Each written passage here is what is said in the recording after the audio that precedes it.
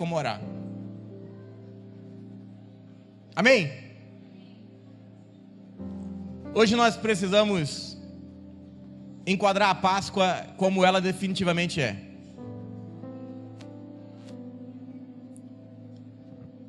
Se você já deu Feliz Páscoa, dá Feliz Páscoa para esse irmão que está ao seu lado.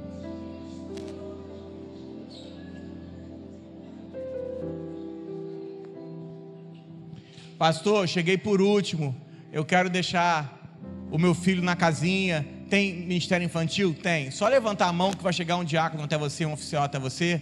Eles vão pegar o seu filho e eles levam aqui atrás. No final você pega ele, eles vão estar aqui escutando a palavra para a idade deles, em nome de Jesus. Se você quiser, levanta a mão que vai chegar. Os diáconos me ajudem em nome de Jesus. Hoje nós precisamos enquadrar a Páscoa como ela definitivamente é. O problema é que a gente vem de uma geração em que a Páscoa virou um ovo e um chocolate. E nós precisamos enquadrar a Páscoa naquilo que definitivamente é. A Páscoa é um lugar de comunhão. Não, irmão.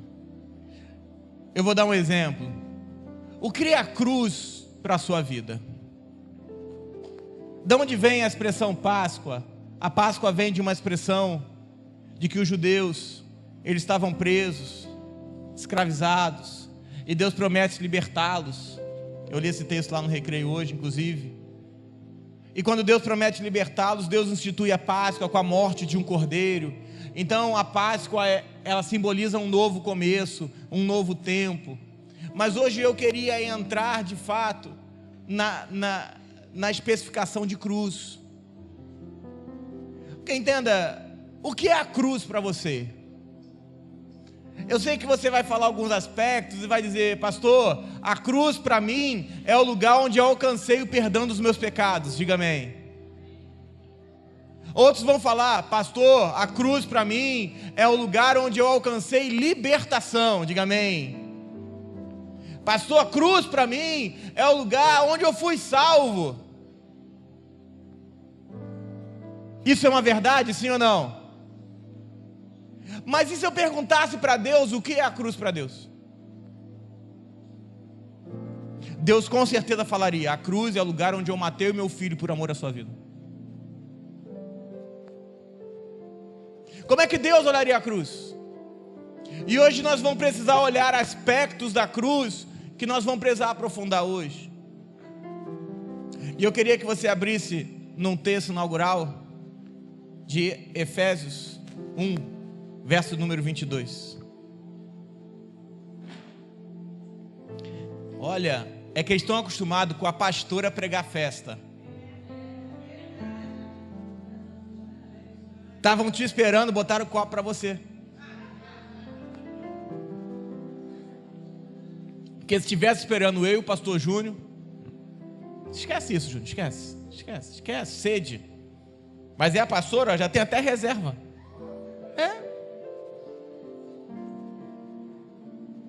Efésios 1, 22, você abriu, diga amém?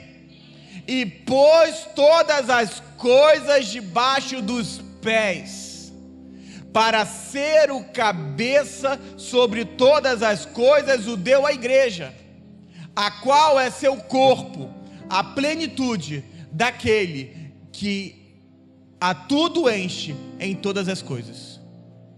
E pôs todas as coisas debaixo dos... De quem? Da igreja, não debaixo dos seus pés. Não, pastor, mas eu aprendi que eu sou a igreja. Você aprendeu errado.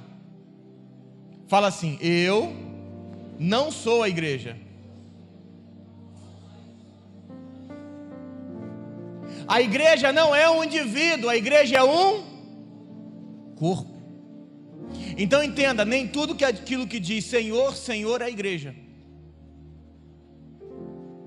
Naquele dia, muitos me chamarão: Senhor, afasta de mim. Pastor, mas nós somos família de Deus. Nós quem? A família de Deus. Um dia Jesus estava sentado ministrando e vieram até Jesus e falaram: Jesus, sua mãe e seus irmãos estão aí fora. Aí Jesus responde assim: quem? Sua mãe e seus irmãos. Ele falou, não. Minha mãe e meus irmãos são aqueles que fazem a vontade do meu pai. Então vira para esse irmão ao seu lado e fala assim: você só é meu irmão se fizer a vontade de Deus. Se não fizer, nem de Jesus você é. E não confunda isso com salvação. Não confunda. A cruz é um lugar de substituição. Quem era para ter morrido na cruz? Mas quem morreu na cruz? Abaixa um pouquinho para mim que está muito alto, Renan, por favor. Quem era para ter morrido na cruz? Eu. Mas quem morreu na cruz? Então a cruz me substitui, mas me inclui. Vira para esse irmão que está ao seu lado e fala assim: substituiu, mas incluiu. Eu falei de manhã lá no recreio e eu vou falar aqui. Eu sei que a fotinho que a gente tira escreve assim: foi por você, é linda, mas é incompleta. Pergunta com força. Porque a grande questão da cruz não é foi por você, é foi com você, sem você estar. Porque era como se você estivesse.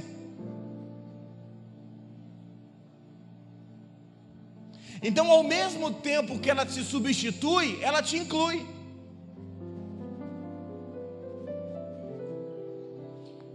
E a cruz é uma grande troca. Quem era ímpio? Você. Quem era justo? Ele. Quem tinha pecado? Você. Quem era santo? Ele. Aí ele levou os seus pecados e você absorveu a santidade dele. E o que você fez para isso? Nada. O que você fez por merecer? Nada. Então a cruz é um lugar em que eu troco com ele. É o texto de João Batista com Jesus. Jesus vai ter com João Batista. Aí João fala assim: Senhor, eu que careço ser batizado por ti. Lembram disso? Diga amém. Aí Jesus fala assim: não, porque carece que a justiça de Deus seja feita. E o que é a justiça de Deus? É troca. Eu tomo o seu lugar e você toma o meu.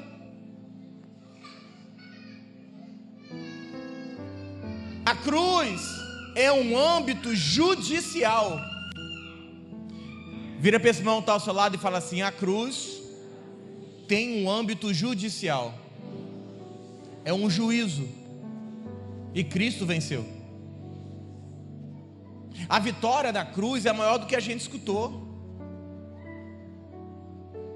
Entenda, não há transformação para o velho homem. O velho homem não pode ser melhorado. Os seus velhos sonhos não podem ser adaptados. Os seus velhos desejos não podem ser tragos para esse novo tempo. O velho homem precisa ser morto. Não há melhoria para o velho homem. Não há melhoria para o velho estado. Não há. Só que antes de tocar em cruz, em eterna redenção, em crucificação atemporal, eu quero falar sobre um vínculo perfeito. Abra sua Bíblia em João 3, verso 35, para a gente de fato começar. João 3, verso 35.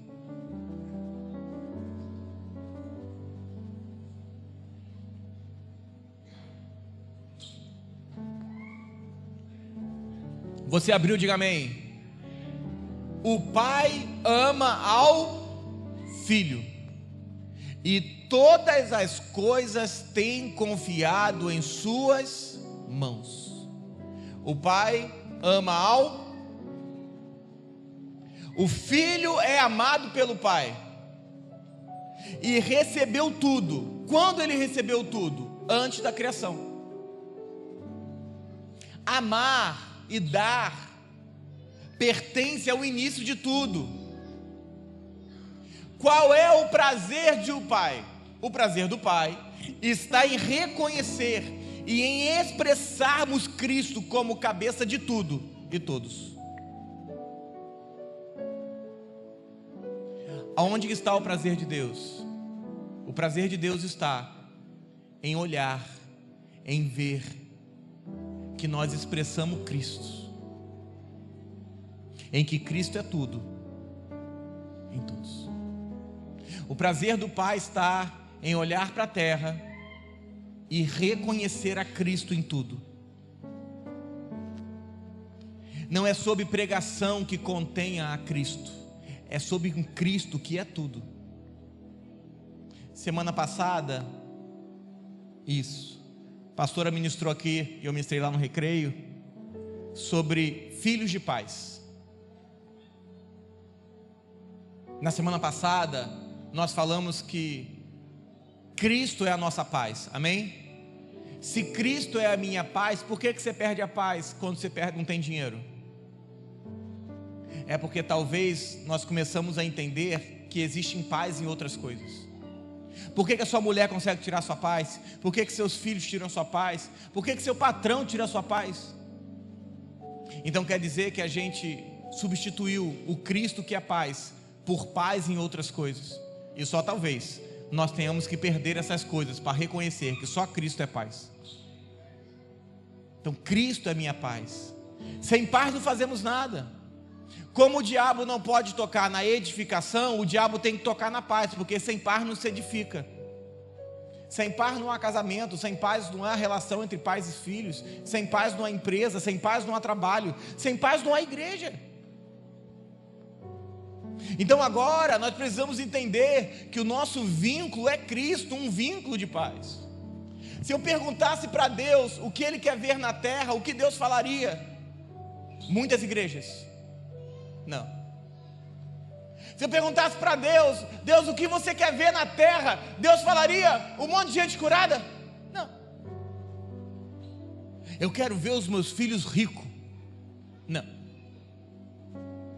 Se nós entendêssemos o coração de Deus e conseguíssemos ter acesso a isso, Deus falaria, eu quero ver a beleza do meu filho sendo expressa de maneira íntegra e completa pela igreja. Eu quero olhar para a igreja e ver a beleza do meu filho de maneira plena. Eu não quero ver o Bruno, eu não quero ver o Júnior, eu não quero ver ninguém, eu quero ver o meu filho. Eu preciso ver o meu filho, é a única coisa que eu desejo. A cruz é um juízo de alta complexidade, que a religião estragou isso. Porque a religião nos trouxe um aspecto de cruz muito simplório. A cruz é o lugar em que Jesus morreu para te salvar. Sério. A cruz é o lugar em que Ele levou sobre si os nossos pecados. O castigo que nos traz a paz estava sobre Ele. É verdade tudo isso. Mas a cruz é complexa. Porque se for só isso, o que você está fazendo aqui? Se for só isso, para que estamos aqui? Você já foi salvo. Você já conhece Deus? Será que é só isso? Ou será que isso é só um início de tudo aquilo que Deus quer desenhar para nós? Será que a gente se deparou com algo tão grande e simplificaram porque não conheceram? A gente tem uma série aqui na igreja só sobre cruz, né, amor? Eu escutei boa parte dessas pregações esses dias. Eu acho que são mais 5 ou 6 pregações, se eu não me engano. A cruz é complexa, porque ao mesmo tempo que reconcilia, a cruz se separa. Ao mesmo tempo que a cruz reúne, a cruz também divide. Ao mesmo tempo que inclui, ela exclui. Ao mesmo tempo que coloca uns dentro, coloca uns fora. Ao mesmo tempo que trabalha o interior, trabalha o exterior. Então não é só você virar e falar, a cruz é a maneira pela qual eu fui salvo.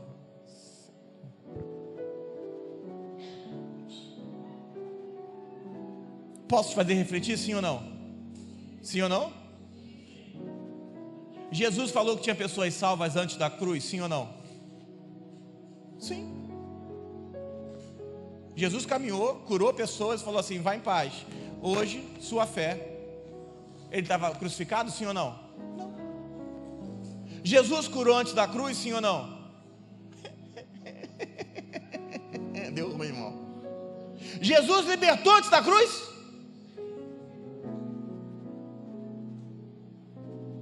Então, muito talvez os aspectos que contaram sobre cruz nunca foram uma necessidade. Não para isso. Pessoas foram curadas no Velho Testamento, sim ou não? O Saul foi liberto com uma harpa. Hoje a gente canta e nem expulsar demônio o povo expulsa.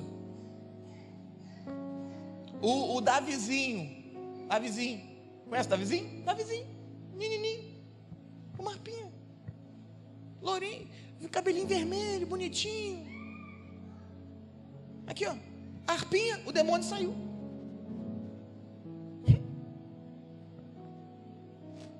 A cruz é complexa. Olha o que diz o texto de Apocalipse 13, verso 8.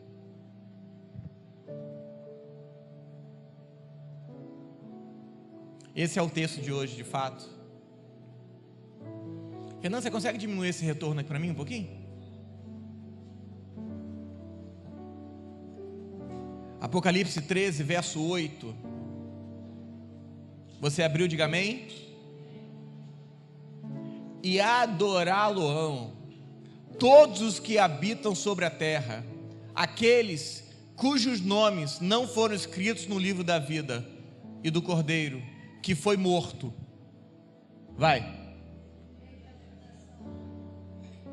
Deu ruim. Então nós temos um Cordeiro que não foi morto há 2000 anos atrás. Nós temos um Cordeiro que foi morto. Não, repete isso aí até você entender. O Cordeiro que foi morto desde a fundação do mundo. Então, quando Deus resolveu criar o mundo, Deus resolveu imolar o Cordeiro.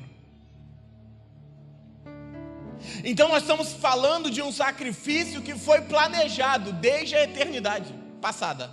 Entenda, existiu uma eternidade antes do nosso tempo, e haverá eternidades pós o nosso tempo. Pastor, que é isso, está louco? Irmão, Deus habitava onde antes da terra ser criada? Na eternidade. Agora foi criado um tempo, e nós habitaremos uma eternidade pós-terra, junto com Deus. Então existe eternidade antes e eternidade depois. É por isso que o texto vai dizer que Deus habita de eternidade em eternidade. Então agora nós temos um Cordeiro que foi morto, imolado desde a fundação. Mas o texto fantástico é o de 1 Pedro 1, 19. Tem uma pregação da pastora, eu acho que tem uns 2 ou 3 anos, ou 4. Se você quiser depois você me pede, eu te mando, para você assistir. Em que ela vai trazer quase 2 horas de pregação. Naquela época ela pregava o dobro que ela prega hoje. 2 horas e meia de pregação, irmão.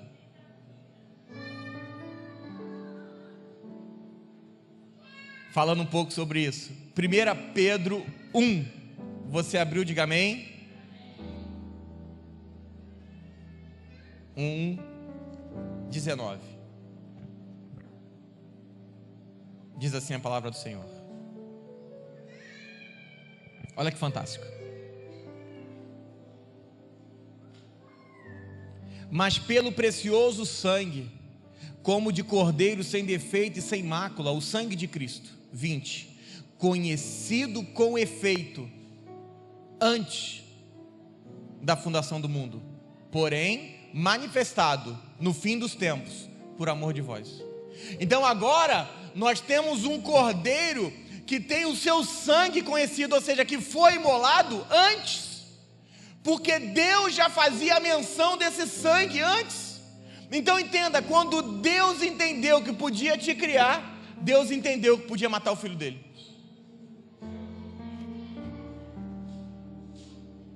O Cordeiro sempre esteve pronto.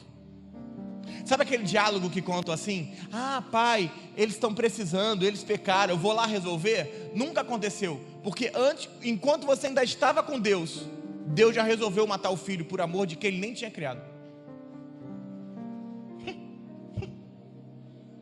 Um cordeiro imolado antes. E não olhar o sacrifício, não olhar a Páscoa, não olhar a morte do cordeiro desde a eternidade é incompleto. O que nós aprendemos com a religião? Que a cruz é perdão, que a cruz é cura, que a cruz é libertação, que a cruz é salvação, que a cruz é que a gente vai para o céu. Ninguém vai para o céu. Eu costumo brincar aqui que o pessoal fala assim, sabe aquela música do cantor, falou assim, ainda bem que eu vou morar no céu? Deus falou, não, irmão, a gente vai ter que descer. A Nova Jerusalém desce. Mas se você entender que o seu céu é Cristo, seja bem-vindo, você vai morar no céu. Presta atenção. A cruz é muito maior do que isso. É um juízo com um efeito eterno, perfeito, completo, sem falha. A cruz é a destruição do império de Satanás. A cruz é onde Cristo separa velho e novo, o fim da aliança do diabo com o homem. É o lugar onde somos esvaziados para recebermos de Cristo. Cristo na cruz absorveu toda a ira de Deus, não sobrou nada para você. Pastor, Deus está irado. Falta a Bíblia. Bíblia, fuja desse local. Por quê? Porque Deus consumiu Jesus no seu fogo. Ministrei hoje, o cordeiro tinha que ser comido assado. Precisamos parar de pregar, entre aspas, um pouco do Jesus antes da cruz e começar a pregar do Jesus consumido no fogo de Deus. Deus é amor, mas também é fogo consumidor. É, querido, fogo consumiu o cordeiro para que você não fosse consumido.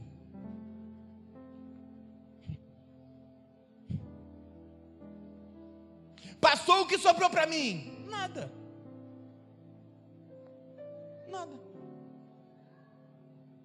Jesus foi sentenciado na terra injustamente e condenado à morte por Deus. Entenda, de um lado Jesus foi sentenciado injustamente porque não tinha pecado.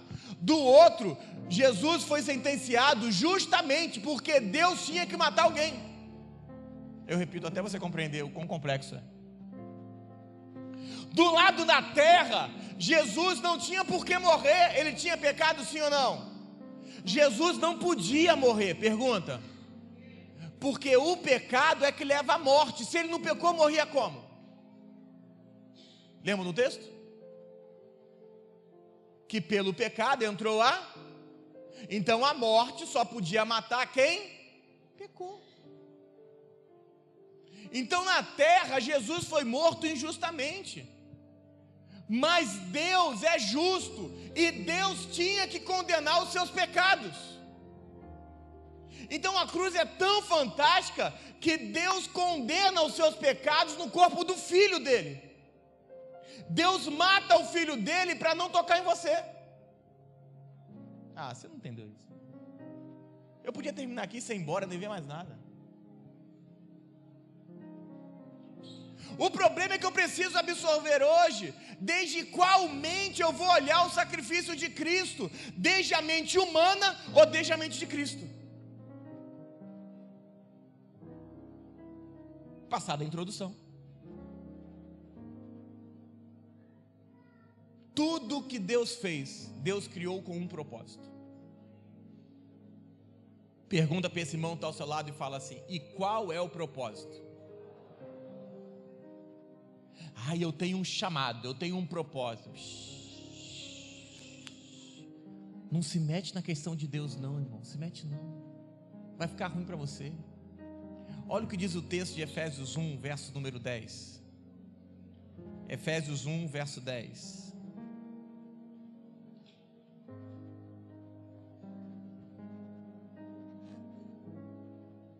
Olha o propósito de Deus. Você abriu, diga amém. Efésios 1:10, você abriu, diga amém.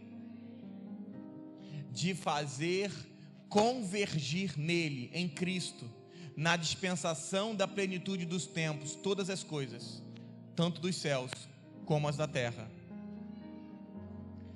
O propósito de Deus é que tudo venha se convergir em Cristo. Entenda, você tem um destino, pergunta: Cristo é o seu destino. E você não vai conseguir fugir disso. Pastor, eu vou correr. Para onde se ele está dentro de você? Eu vou fugir. Como? Se ele está em você, você foge como? Eu costumo brincar com o pessoal aqui.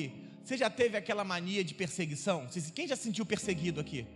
Meu irmão, parece que onde você vai, Deus vai atrás de você. Não é assim?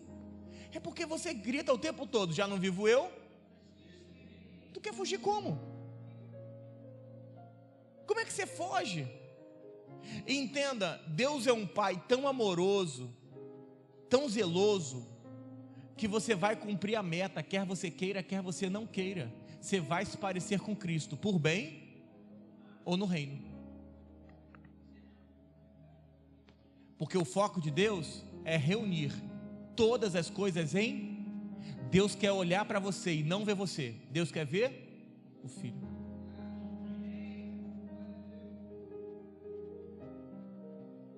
O homem não é alvo, Cristo é o destino. Você ganhar dinheiro não é um alvo, Cristo é o destino. Você ser feliz não é o alvo, Cristo é o destino. Você casar não é o alvo, Cristo é o destino. Deus não fez o homem para ter um mundo homem e que ao pecar ele criasse uma redenção. Deus não fez isso. O primeiro Adão pecou e todos foram excluídos da vida de Deus. A questão não é que o Adão morreu. A questão que nós precisamos apresentar hoje é que nós fomos excluídos da vida. Não é que a morte entrou, é que a vida saiu. E é por isso que diz o texto de Hebreus que Deus abriu um novo caminho, isto é, o corpo de Cristo. O corpo de Jesus era um caminho. É por isso que ele diz: eu sou o caminho. O caminho para quê? O caminho para a vida. Eu sou o caminho. Então, quando eu entender que Cristo é o caminho, eu vou começar a escutar a verdade. E ao escutar a verdade, eu vou entrar pela porta chamada Cristo e vou descobrir que ali existe uma vida. Porque fora dele, só a morte. É por isso que eu tenho problema com ex. Eu sou ex-traficante, ex não sei o que, ex-ladrão, Pastor, eu tinha uma vida antes, eu era feliz. Você não se converteu ainda, porque tudo que você tinha antes de Cristo era morte, nunca foi vida. O problema é que você encontrou prazer na morte, quando só há prazer na vida. Não há prazer na morte. A morte não gera prazer e não há vida fora de Cristo. Então você não tinha uma vida antes de se converter. O que você tinha era uma morte e se regozijou dela. Se ninguém foi embora, eu posso continuar, fico mais tranquilo. Olha aí, alguém está no espírito. Ó, tenho 2, agora eu fiquei animado. Agora, irmão, agora acabou. É impossível falar de eterna redenção, porque o que a igreja prega é uma redenção até o seu próximo pecado. Sim ou não? O que tocou na sua vida foi uma redenção que vai durar a eternidade toda. Só que não tem como eu começar a ministrar sobre a eterna redenção sem falar do engano que a serpente trouxe. O apóstolo Paulo vai falar isso de maneira brilhante. E tenho receio que mais uma vez a serpente vos engane, assim como enganou a Eva. O problema é que você acha que o oposto da verdade é a mentira. Mas a mentira não é o oposto da verdade. O oposto da verdade é o engano. Porque a mentira você decifra e não quer. O maior problema da sua vida não foi uma mentira, foi uma meia-verdade. Porque tudo disfarçado de engano vem com morte. E após o Adão pecar, após o Adão morrer, o Adão não caiu, o Adão morreu. Os seus pecados não te levam à queda, os seus pecados te levam à morte. Os seus pecados não te afastam de Deus, os seus pecados destroem a vida dentro de você. A igreja minimizou o pecado. As trevas ficaram, a terra ficou em trevas até o dilúvio. No dilúvio, Deus acabou com um homem, uma terra e um pacto. E no dilúvio, após ele, nasceu uma nova terra, um novo pacto, um novo homem. Porque o dilúvio é uma prefiguração da cruz de Cristo. Entenda, a cruz é o maior cenário de amor da história. A cruz é um convite de casamento jamais visto na humanidade, em que o noivo morre por amor à noiva, para libertá-la, para casar com ela de novo. Porque a palavra vai dizer em Romanos, que enquanto o marido é vivo, a mulher continua em adultério. Mas morto o marido, está livre da lei do marido. Ah, você não entendeu. Enquanto o marido fosse vivo, ela permanecia em adultério, porque pecou. Mas se o marido fosse morto, é por isso que Jesus morre, e a primeira pessoa que ele aparece é uma mulher. E você lembra o que aquela mulher fala para ele? Ela confunde ele com quem? Vai, fala alto. Com fazendeiro. Pergunta: o que era o Adão? O que era o Adão? O Adão cuidava de quê? Do jardim. Ela confunde o Jesus com o jardineiro. É que eu fui além, né? Fazendeiros são muitos jardins.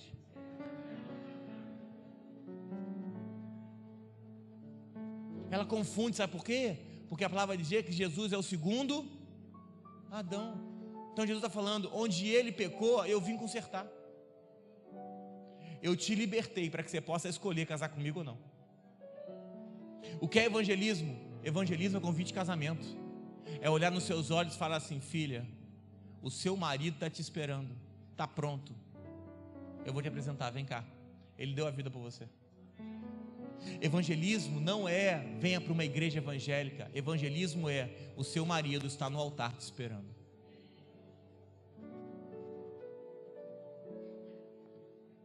A cruz é o maior cenário de amor já visto. O problema é que a mente caída, a mente religiosa, a mente evangélica não entende o sacrifício. Entenda o que eu vou dizer com muito afeto. A mente humana, a mente natural, ela não é só oposta de Deus, ela é inimiga de Deus. O problema é que ao ignorar a cruz, eu não entendo a eternidade. E nós passamos a viver uma igreja altamente temporal, as minhas vontades, os meus desejos. É por isso que a pregação hoje é humanizada. Você vai ter vitória, você vai isso, você vai... Não, você não vai nada. Nada. Mas você vai... Não, porque ainda que eu seja infeliz, eu prefiro ser infeliz para ganhar Cristo. Sem ter muito, sem ter pouco. Apóstolo Paulo, lembra?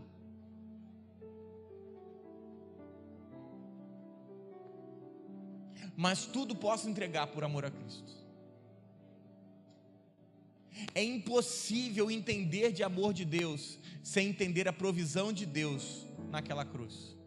O problema é que você confundiu e achou que provisão de Deus é quando Deus coloca dinheiro na sua conta, mas a provisão de Deus foi toda alocada na cruz do Calvário. A mente caída só busca o que Deus tem para si. A questão de hoje não é o que a cruz é para mim. A questão de hoje é o que a cruz é para Deus. Porque em Jesus, quando eu me converti, eu abracei perdão, salvação, mas isso é para mim. A cruz é só uma provisão para mim, ou será que existe algo além? Vira para esse irmão que está ao seu lado e fala assim: a cruz é só uma provisão para você, ou será que existe algo a mais? Fala assim: porque se existe algo a mais, eu quero. E você? Filipenses 4, verso 11. Olha o que o apóstolo Paulo vai falar. Paulo é fantástico. Filipenses 4:11, você abriu, diga amém. Digo isto, não por causa da pobreza, porque aprendi a viver contente em toda e qualquer situação.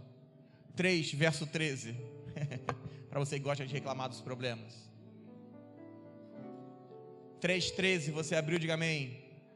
Irmãos, quanto a mim, não julgo havê-lo alcançado, mas uma coisa faço, esquecendo-me das coisas que para trás ficam, avanço para as que estão diante de mim, prossigo para o alvo, para o prêmio da soberana vocação de Deus em Cristo Jesus.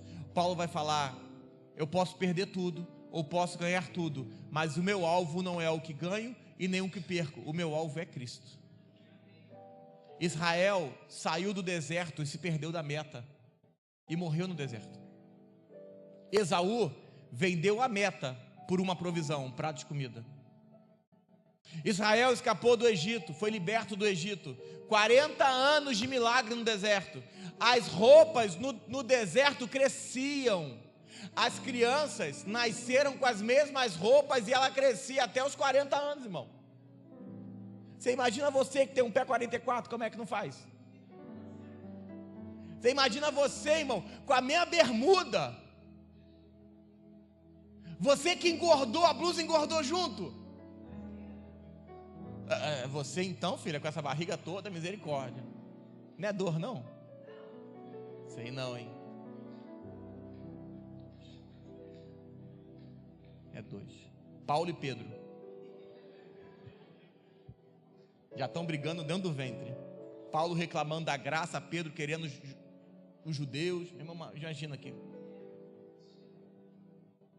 Havia E por que é que Israel foi liberto do Egito? Porque havia um propósito. O propósito não era a libertação, o propósito era Canaã. Você não compreendeu.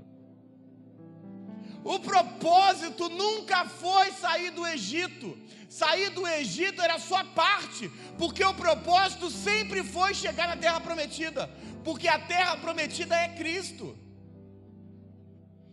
Pasme com o que eu vou dizer, parece simples, mas é complexo. O propósito nunca é sair, sempre é chegar. Não importa o meio pelo qual as coisas estão acontecendo, o que importa é como você vai chegar ao que Deus prometeu. Não importa, o problema é que a igreja se perdeu no processo do deserto. E por que existe deserto? Porque você não quis chegar mais rápido na terra prometida. Toda vez que você se bloqueia de chegar mais rápido em Cristo, você encontra um deserto. O problema é, se Deus te colocou no deserto, Deus te tira. Mas se você se colocou, você que saia sozinho ou morra nele. Porque o propósito não é sair, o propósito é chegar, o propósito não é ser liberto, o propósito é ser cheio de Cristo, o propósito não é sair do mundo, o propósito é viver em Cristo. Ainda que num primeiro momento você seja liberto, você seja curado, ainda. O propósito não era a saída, o propósito era a chegada. A redenção não era o propósito, a chegada na terra prometida era o propósito. Assim como Israel, a igreja foi redimida para um propósito.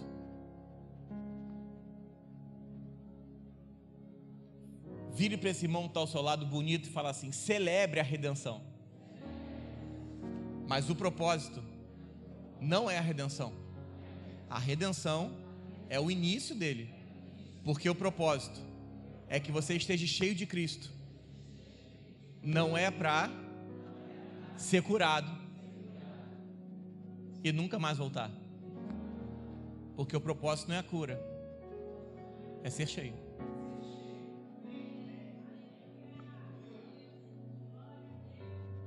O propósito não é a salvação. A salvação é uma porta de entrada. O propósito é ser cheio de Cristo.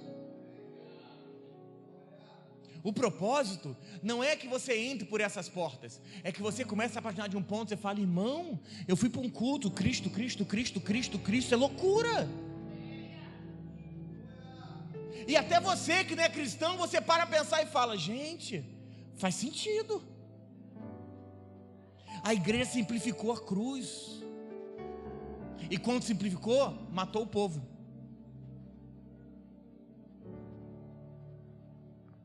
Porque ao introduzirem em mim o que eu quero da minha vida, eu termino como Israel no deserto, morto, nos meus sentidos.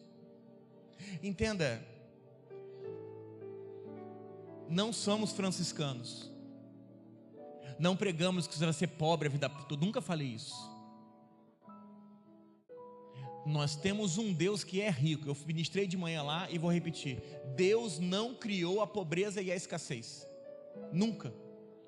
Deus criou a abundância, irmão. No jardim só havia abundância, o homem escolheu a escassez. Ponto 1. A palavra vai dizer que Jesus, sendo rico, se fez pobre para que na sua pobreza nós enriquecêssemos. Está escrito, é textual. Presta atenção. A grande questão não é se Deus vai te enriquecer, é por que você quer que isso aconteça. Quer que isso aconteça para que pessoas te invejem? Ou quer que aconteça para que quando te verem numa posição de destaque, olhe e fale assim: Cristo deu tudo para ele? E você, sem falar nada, as pessoas falam o que ele faz. Aí você vai falar assim: nada, irmão, eu tenho uma vida de oração. O que você fez? Irmão, me dediquei, estudei, mas por mérito eu não conseguiria, porque um monte de gente é melhor do que eu. As pessoas perguntam: pastor, 5 anos de uma igreja, 3 igrejas abertas, do nada, como é que faz isso? A gente fala: não sei. Não somos filhos de pais ricos, até gostaria que meus pais fossem, os pais da Ju fossem ricos. Minha sogra está aqui, podia inclusive me dar uma mesada, por exemplo. Imagina, irmão, você todo mês ganhar 100 pau, tá louco? Glória a Deus. Vou falar assim: não quero. Não, eu quero. Mas não é sobre isso. A questão é que eu entendi que eu não preciso ter mérito para que isso aconteça. A única coisa que eu preciso é não colocar o meu nome, porque não é meu. É indiferente se prega a pastora, se prega o pastor, se prega eu, se prega os diáconos. É indiferente. O fim, a redenção não é o fim. A redenção tem um propósito. Então qual é o propósito da redenção? É manifestar a Cristo na terra. Não é sobre você falar para as pessoas que você foi curado. É sobre as pessoas verem Cristo em você. E por verem Cristo vão entender que você está curado. Muda o completo conceito de evangelho. Eu fui em tal culto, fui curado. Não, irmão, eu escutei uma palavra. Cristo entrou de uma tal maneira que tudo que era morte da minha vida teve que ir embora. Quem pregou? Nem sei o nome do pastor. Sim. E por que você volta? Porque agora você tem que ser atraído por isso. Você não foi atraído por uma mensagem, você foi atraído por uma vida. É diferente. É diferente. Porque a vida atrai. Vida atrai vida. A vida atrai, querido. Gênesis 1, ao final de cada dia, Deus dizia: é bom.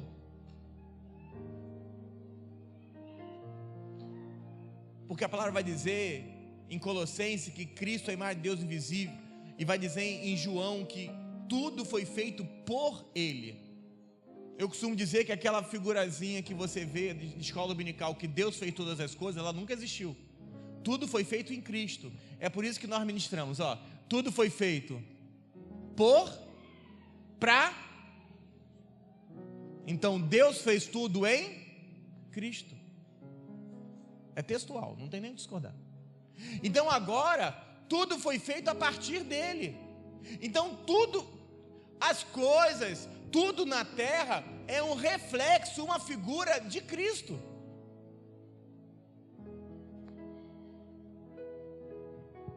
E depois de cada dia, Deus dizia que era bom. Somente o segundo dia não tem Deus dizendo que era bom.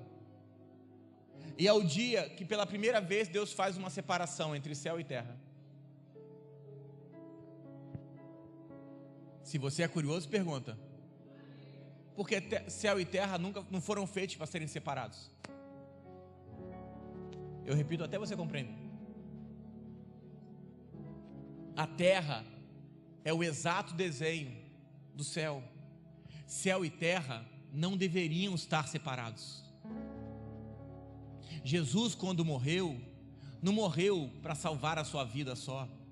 Jesus realinhou, reuniu céu. É por isso que agora o Pai Nosso fala assim na terra. E agora Deus no segundo dia não diz que é bom, porque para Deus, e Deus continua terceiro dia, quarto dia, quinto dia, no sexto dia Deus cria o homem. O homem foi feito com a imagem de Cristo. É a primeira vez que Deus olha a terra e vê o seu filho na forma humana, porque para Deus nada é bom se não expressa o seu filho. Nada é bom se não expressa o seu filho. Entenda, tudo que é natural mostra aspectos eternos. Tudo natural é apenas um sinal para apontar o Filho. Só que nós vamos ter que passar das sombras para a realidade de Deus. Preste atenção. Quem é casado aqui, diga amém. Não, fala de verdade. Quem é casado aqui, diga amém. Fiquei até assustado, tanto de gente casada.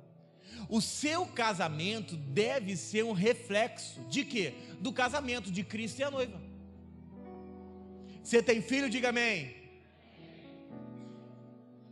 Você ser pai de um filho deve ser reflexo da vida do pai com Jesus.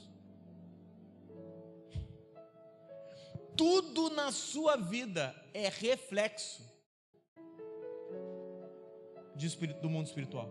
Tudo, absolutamente tudo.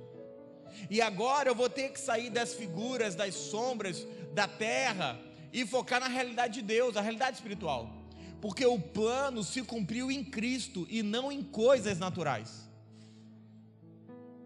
Tudo foi feito em Cristo, mas a serpente envenenou o primeiro homem. E agora nós vemos o natural e o espiritual, dois sistemas. Um universo onde Cristo é o cabeça e um sistema desse mundo onde Satanás é o cabeça. O primeiro Adão não é que ele desobedeceu a Deus. O primeiro Adão, quando pecou, ele criou um sistema debaixo da influência de Satanás. Um sistema que eu vou chamar de anti-Deus. É o que Jesus chamou de sistema deste mundo, príncipe deste. Não é só desobediência, é um início de um sistema diabólico. Preste atenção. Quem aqui já recebeu alguma direção de Deus? Levanta a mão. Quem aqui já ouviu e não obedeceu o que Deus falou? Levanta a mão. Preste atenção. Não obedecer a Deus é obedecer a quem? Fala alto, até você entender. Fala alto. Ao diabo. Então não é que você desobedeceu a Deus, é que você, entenda, você nunca desobedece, você só faz uma escolha sobre quem você obedece, porque ou você obedece a Deus, ou obedece a Satanás, não tem escolha. Não é uma escolha, não era uma escolha, eu não vou obedecer o que Deus falou. Não, irmão, não obedecer a Deus é obedecer ao diabo. Não existe um muro. Não, eu sou desobediente. Olha pelo outro lado, você só obedece, só obediente ao diabo. Você escolheu obedecer ao diabo do que obedecer a Deus. E agora, porque o Adão desobedeceu a Deus e obedeceu ao diabo, eu tenho duas criações, uma nova criação e uma antiga criação. É por isso que o texto fala que as velhas coisas se passaram, eis que tudo se fez novo, e eu sou uma nova criação. É outra pessoa. Não é eu morri na água de batismo e eu volto melhor. É eu morri e voltei outro. É outro. Só que em Cristo, introduzidos nessa redenção eterna, eu sou introduzido na nova criação, no novo reino, no novo mundo, e serei introduzido numa nova terra. E a cruz é um ambiente de separação. Pergunte: porque nada da velha criação pode passar para a nova criação. A cruz deixa do lado de antes da cruz. Entenda, eu sei que a gente vive numa sociedade que o calendário é romano, mas Roma errou. Porque Roma estabeleceu o calendário antes de Cristo só que Cristo é antes de tudo. A terminologia correta era antes de Jesus e depois de Jesus. Porque o Cristo entrou no corpo físico chamado Jesus. Presta atenção. Então agora esse Jesus morre numa cruz. Eu costumo dizer que tem uma música de um cantor famoso, que ela é linda. Os mais velhos vão entender que é a música Aos Pés da Cruz. Quem lembra dessa música? Só que a música é de uma realidade caída. Porque a igreja não tem que estar aos pés da cruz. A igreja tem que ser crucificada na cruz para estar após a cruz ressuscitada em Cristo.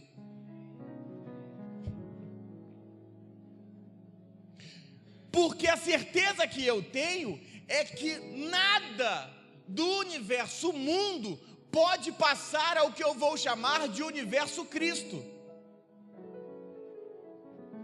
Sabe os seus antigos sonhos? Não passam. Seus antigos desejos? Não passam.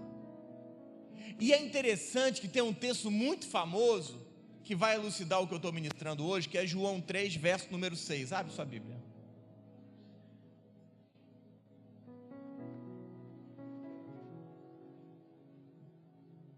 Você conhece, sabe nem abrir. O que é nascido da carne... você não entendeu. O que é nascido da carne e o que é nascido de espírito, porque essas duas naturezas não se misturam. Não há mescla entre carne e espírito. Então você não tem como fazer a vontade de Deus e fazer a vontade não há mistura. Porque após a cruz, nesse universo Cristo, não há influência mundo. Só que ao não entender essa nova criação, a gente quer viver dos dois lados. Eu estou em Cristo, mas estou na minha vontade. É isso que a igreja evangélica prega hoje. Não há mescla nesses sistemas, eles não se misturam. O universo mundo, o universo sua vontade, o universo Cristo não mistura. É por isso que de Gênesis 1, um texto que a gente prega muito, que cada árvore produza conforme a sua espécie. Que cada espécie dê fruto conforme a sua natureza, semente. Então entenda, eu posso esperar de uma mangueira maçã, sim ou não? Não. De uma bananeira mamão, sim ou não? Porque cada árvore dá fruto conforme a sua, da mesma maneira que o universo carne não pode produzir espírito. Carne e espírito não se misturam. Nada velho passa para o novo. Entenda, a serpente, o príncipe desse mundo foram deixados lá de fora. Fora de quê? Do universo Cristo. Esse texto é interessante. Abre sua Bíblia em 1 João 5, verso 18. Fred, vem para cá. 5:18. Everton, Fred, me ajuda aqui. 5:18. Presta atenção. sabemos que todo que é nascido de Deus, fala assim, eu vou repetir e você entra na pregação. E sabemos que todo aquele que é nascido de Deus não vive em pecado. Fala eu também, irmão, em nome de Jesus. Me deu até um calafrio agora. Eu vou repetir porque não ficou ruim. E sabemos que todo aquele que é nascido de Deus não vive em pecado. Antes, aquele que é nascido de Deus, Deus o guarda. E o maligno não lhe... Por que não toca? Porque ele não pode entrar no universo Cristo. Ele não tem entrada, ele ficou de fora. O diabo ficou de fora do universo Cristo. Tem um texto, eu acho que é João 16, 11.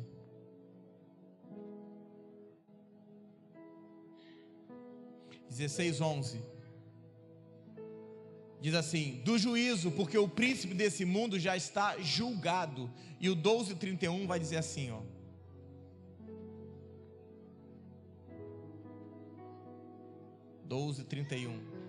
Vai dizer assim: chegou o momento de ser julgado esse mundo, e agora o seu príncipe será expulso. O diabo não foi expulso da terra, o diabo foi expulso do universo Cristo. Ai, o maligno não pode me tocar. Em qual universo você está? No seu ou no Cristo? No Cristo, ele não vai além da cruz. Porque o diabo não pode tocar em nada que nasceu de novo. Porque está fora do universo dele. Paulo nunca teve problema com o diabo, só teve problema com os religiosos. Porque as trevas não tocam na igreja. Pare de dar lugar ao diabo que ele não tem. A cruz fez uma grande divisão, separou o universo Cristo do sistema desse mundo. O maligno não toca em quem? Em todo aquele que é nascido de Deus.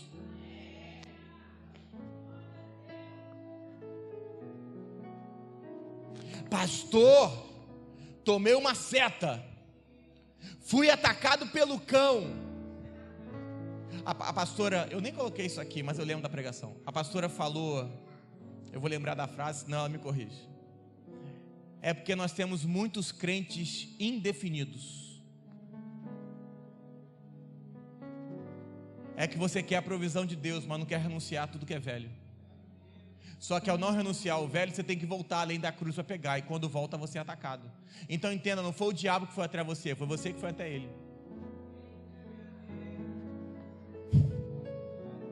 Não dê lugar para o diabo, não tem como trazer o diabo para a nova criação, mas você tem como ir até ele.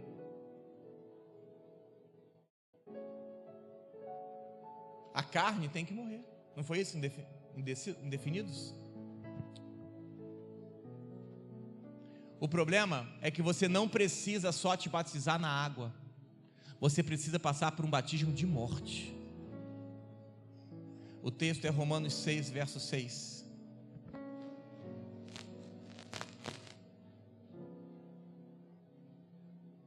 Romanos 6, verso 6.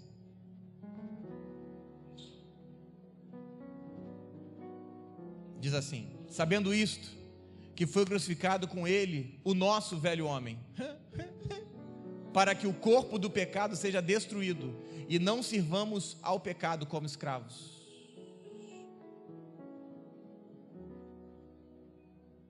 Ai, pastor, vocês são muito radicais. Não é que eu sou radical, não. É que eu vi a cruz como poucas pessoas viram. Ao ver a cruz, irmão, não tem como ser radical. Porque quanto mais eu olho esse sacrifício eterno, essa redenção eterna, mais eu quero viver nesse mundo, menos eu quero viver nesse mundo. A palavra vai dizer em Mateus 28, verso 18, Jesus fala: a mim foi-me entregue toda a autoridade. Ide, expulsai demônios. A pergunta é, Jesus não tinha autoridade antes da cruz? Morreu para ter autoridade? Não. Jesus não morreu para ter autoridade. Ele curou antes da cruz, expulsou demônios da cruz, libertou antes da cruz, salvou. Ele não morreu para ter autoridade, ele morreu para nos dar a sua autoridade.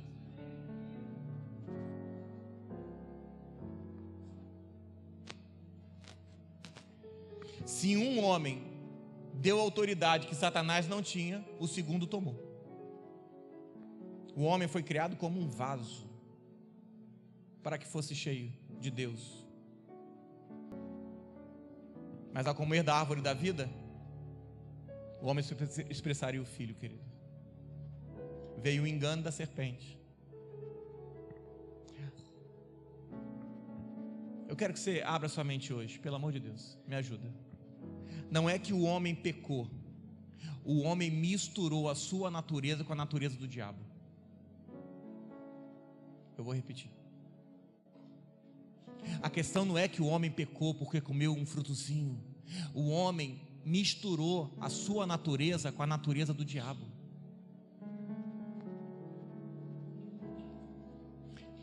É mais do que desobedecer. O pecado do Adão e da sua mulher injetou Satanás na sua essência.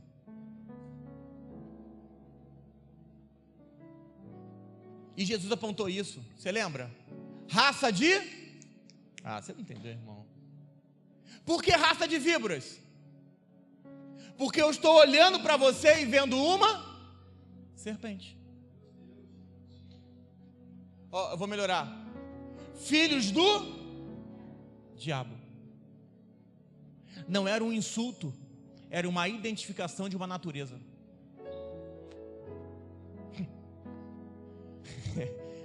Eles não estavam sendo insultados. Jesus falou: eu conheço essa essência e você está misturada com ela. Fique tranquilo, eu vou morrer numa cruz e vou tornar a dividir vocês. A cruz é uma separação. Deus arrancando da essência do homem a essência do diabo. Pastor, e por que nós pregamos cruz desse jeito hoje? Porque a igreja, eles acham que a igreja vai esvaziar se a gente pregar assim. Porque as pessoas não querem isso. Só que não pregar uma cruz desse jeito é te fazer continuar vivendo sua medinha medíocre, do jeito que você quer. Porque o que expulsa o diabo não é um ambiente cristão, é a cruz de Cristo. Sabe qual é o problema? É que até para dizimar e ofertar, você dizima e oferta na velha criatura. Eu vou dar o dinheiro porque tem que pagar a luz. Eu não vou dar não, porque todo pastor é ladrão. Até para dizimar e ofertar, eu vou fazer porque eu quero que o pastor me olhe.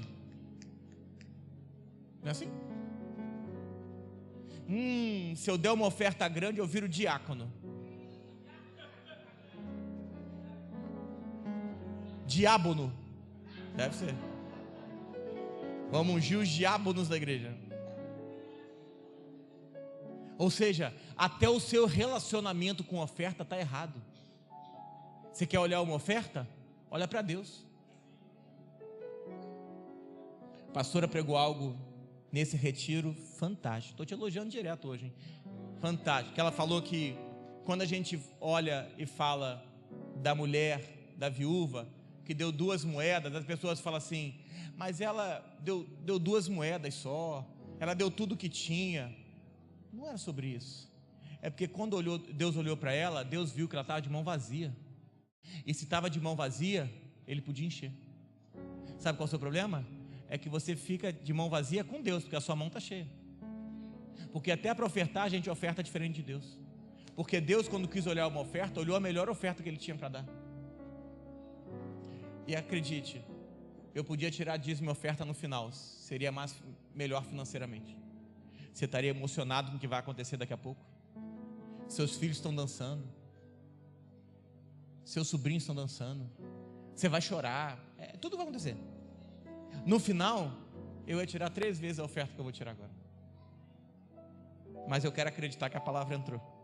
E você não precisa de palavra para isso. Porque se você conseguir olhar uma oferta após a cruz, querido, É sobre um coração desprendido. Antes de eu continuar, eu quero usar o momento que nós possamos dizimar e ofertar hoje.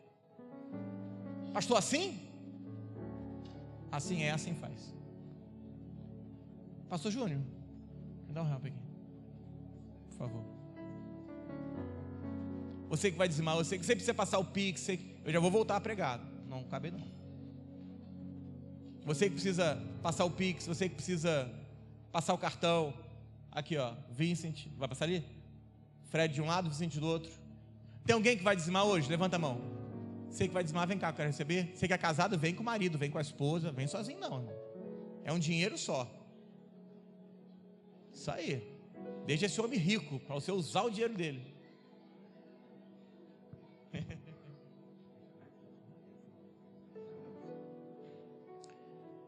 Você que vai ofertar, separa o seu envelope de oferta. Deus te abençoe e te enriqueça em nome de Jesus. Deus te abençoe e te enriqueça em nome de Jesus. Deus te abençoe e te enriqueça em nome de Jesus. Separa a sua oferta, nós vamos orar já. Deus te abençoe e te enriqueça em nome de Jesus. Obrigado. Se quiser passar o Pix, quiser passar o cartão, à minha esquerda e à minha direita. Isso. Faz qualquer coisa não. Não estou nem falando se você vai fazer muito nem pouco, essa não é a questão, mas nunca faça qualquer coisa, porque Deus não fez qualquer coisa. Aleluia.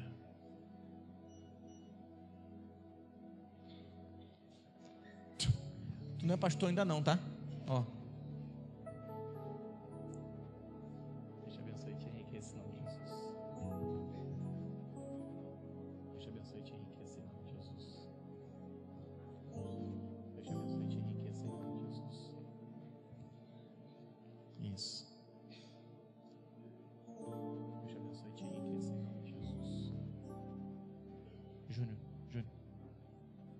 Você que vai ofertar, segura o seu envelope de oferta, que nós já vamos orar.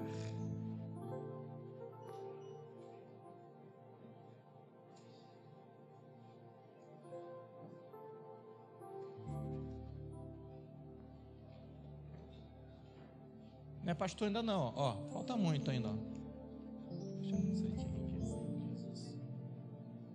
ó. Falta muito para você ainda. Ó, muito, falta muito, ó. Ó.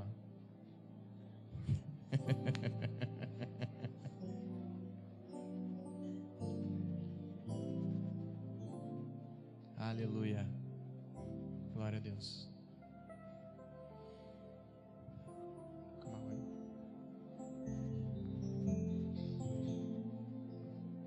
Deus te abençoe e te enriqueça em nome de Jesus.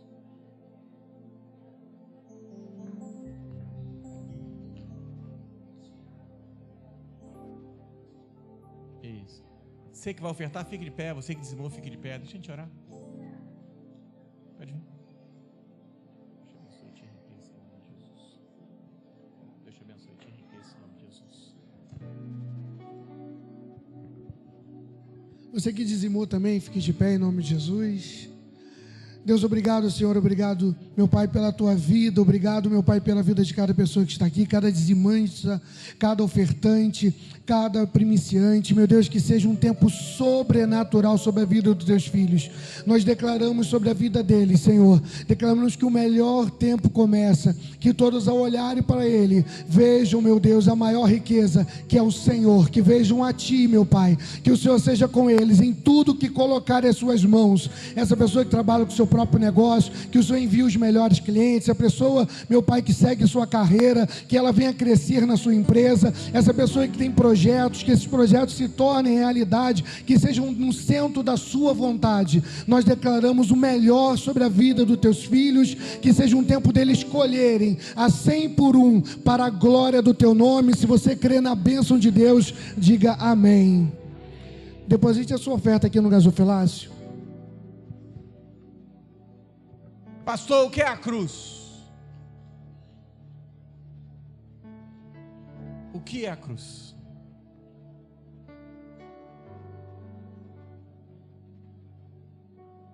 Pergunta para esse irmão que está ao seu lado e fala: o que é a cruz? Fala para ele assim: a cruz é a solução para o veneno que o homem tomou no jardim. A cruz é uma eterna redenção, não só para esses dias, mas para sempre. Satanás foi deixado de todo o sistema, Cristo do lado de fora. Para isso, nós precisamos entender como a cruz é, e que quero fazer parte disso. Eu não quero que você veja o dia de hoje, uma apresentação. Não, eu quero ser parte disso. Gálatas 6, verso 14 diz assim. Gálatas 6, verso 14. Diz assim: mas longe de mim me gloriar, senão... irmão, fale isso alto. Longe de mim me gloriar, senão na cruz de nosso Senhor Jesus Cristo, pelo qual o mundo está crucificado para mim, e eu estou crucificado para o mundo, pois nem circuncisão é coisa alguma, e nem circuncisão, mas eu sou uma nova criatura. Hoje é dia de você conhecer o que é essa cruz de fato, o que essa eterna redenção é, e dizer: Senhor, eu quero isso para a minha vida. Será que você pode falar isso hoje? Falar: Senhor, eu quero isso para a minha vida. Será que você pode falar: Jesus, eu quero isso? Colossenses 1, verso 16. Colossenses 1, verso 16. Você abriu, diga amém. Esse é o primeiro texto que abriu na minha vida, irmão, há 6, 7 anos atrás. Pois em Cristo, pois nele foram criadas todas as coisas, nos céus, sobre a terra, visível e invisível, tronos, soberanias, quer principados ou potestades. Tudo foi criado por meio dele e para ele. Ele, o Cristo, é antes de todas as coisas. Nele tudo subsiste. Ele é a cabeça do corpo da igreja, um princípio, o primogênito dentre os mortos, para em quem todas as coisas terá primazia, porque aprouve Deus que em Cristo residisse toda a plenitude de Deus, e que havendo feito a paz pelo sangue da sua cruz, por meio dele, reconciliasse consigo mesmo todas as coisas, quer sobre os céus, quer sobre a terra.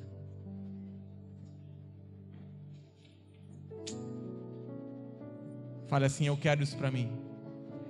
Fale: eu quero isso para mim. Fale: eu preciso dessa cruz para mim.